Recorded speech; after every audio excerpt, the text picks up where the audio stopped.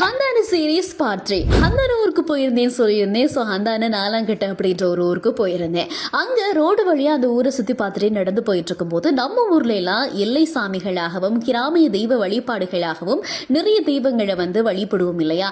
அந்த மாதிரி இந்த ஊரில் பார்த்தீங்க அப்படின்னு சொன்னால் வனத்து சின்னப்பர் அப்படின்னு சொல்லக்கூடிய புனிதர் தான் ஹந்தானையோட, அதாவது ஹந்தான நாலாங்கட்டையோட எல்லை காவலாக இருக்கிறார் அப்படின்னு சொன்னாங்க.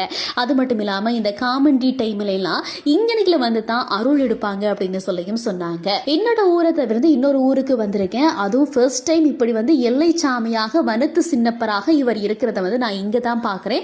அது மட்டும் இல்லாமல் பார்த்தீங்க அப்படின்னு சொன்னா இவர் இருக்கிற அந்த ஏரியாவை சுற்றி பார்க்கும்போது ரொம்ப அழகா இருந்துச்சு. அதே மாதிரி இந்த அமைய பெற்றக்கூடிய இந்த வடிவம், அதே மாதிரி இங்க இருந்த அந்த வியூவை பார்க்கும்போது ரொம்ப சூப்பரா இருந்துச்சு.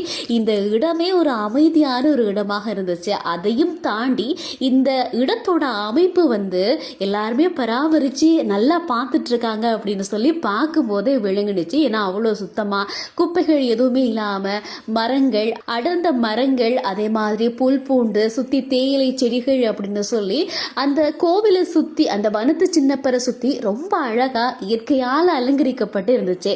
இது கைகளால, அதாவது யாராவது ஒரு நபரால அலங்கரிக்கப்பட்டது இல்லை, தானாக உருவான ஒரு இடமாக இந்த இடம் காணப்பட்டுச்சு. ஸோ இந்த மாதிரி உங்க ஊர்ல உங்களோட எல்லை காவல் தெய்வமாக இருக்கக்கூடிய தெய்வம் எது அப்படின்றத கமெண்ட்ல சொல்லுங்க.